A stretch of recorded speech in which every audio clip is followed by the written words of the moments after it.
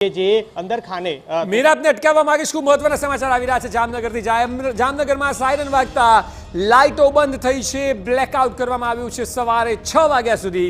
જામનગરમાં બ્લેકઆઉટ જાહેર કરવામાં આવ્યું છે એટલે જામનગરમાં પણ આ સાયરન ગુંજ્યું છે જે અત્યાર સુધી છેલ્લા 3 દિવસમાં આ સમાચાર નહોતા આવ્યા જામનગર સિટીના કે જ્યાં સાયરન હવે વાગ્યું ને લાઇટો બંધ થઈ છે અત્યાર સુધી આપણે બનાસકાંઠાની વાત કરતા હતા બનાસકાંઠા બાદ પાટણની પણ વાત થઈ અને કચ્છની તો વાત હતી જ પરંતુ જામનગરમાં હવે સાયરન ગુંજ્યું છે અને તે અંતર્ગત શહેરની લાઇટો બંધ થઈ છે એટલે બ્લેકઆઉટ સવારે 6 વાગ્યા સુધી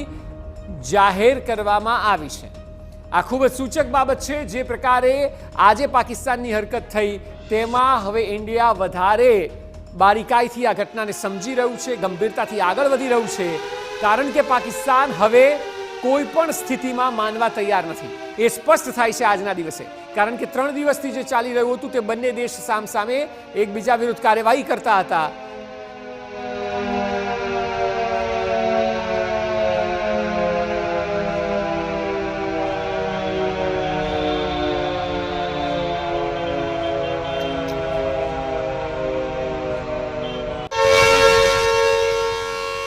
જામનગરથી અમારા સંવાદદાતા દિવ્યેશ વાયડા જોડાયા છે દિવ્યેશ જણાવો ત્યાં આપ શું સ્થિતિ જોઈ રહ્યા છો કયા પ્રકારે અત્યારે બ્લેકઆઉટ બાદની સ્થિતિ છે અક્ષય જામનગરની વાત કરીએ તો જામનગરમાં અડધી કલાક પહેલા જિલ્લા પ્રશાસન દ્વારા એવું જાહેર કરવામાં આવ્યું હતું કે રાત્રિના 11 વાગ્યાથી લઈને વહેલી સવારે 6 વાગ્યા સુધી સંપૂર્ણપણે જિલ્લામાં બ્લેકઆઉટનું અમલવારી થશે જે 11 વાગતાની સાથે જ જામનગર શહેરમાં અલગ અલગ 12 જેટલા સ્થળોએ જે ઇમરજન્સી સિવિલ ડિફેન્સનું જે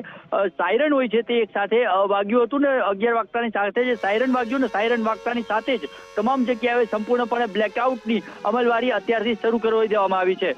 પહેલા જ અગાઉથી જ જે રીતે તંત્રએ આ પ્રકારની તૈયારી કરી હતી અગાઉ 8 વાગ્યાથી લઈને વહેલી સવારે 6 વાગ્યા સુધીનું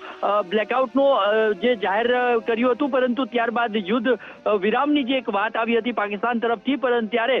જે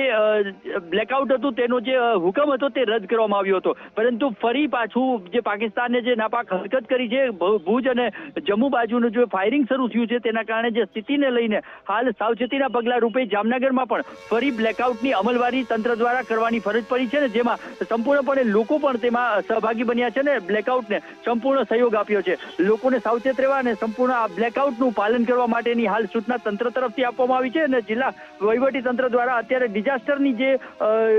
કચેરી છે ત્યાં તમામ જિલ્લાના ઉચ્ચ અધિકારીઓની બેઠક ચાલી રહી છે ને આ પ્રકારની સ્થિતિમાં કયા પ્રકારના પગલાં લઈ શકાય ને લોકોને પણ જરૂર પડે ત્યાં મદદ માટે કંટ્રોલ રૂમમાં હાલ તમામ પ્રશાસન હાજર છે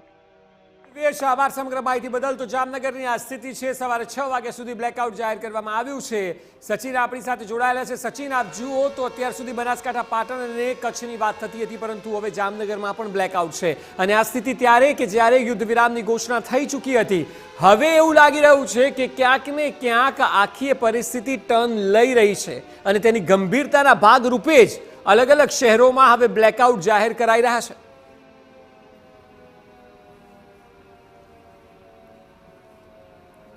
અક્ષય આપણે જોયું છે પહેલા પણ કે પાકિસ્તાનમાં ક્યારે આર્મી જે છે એ સત્તાની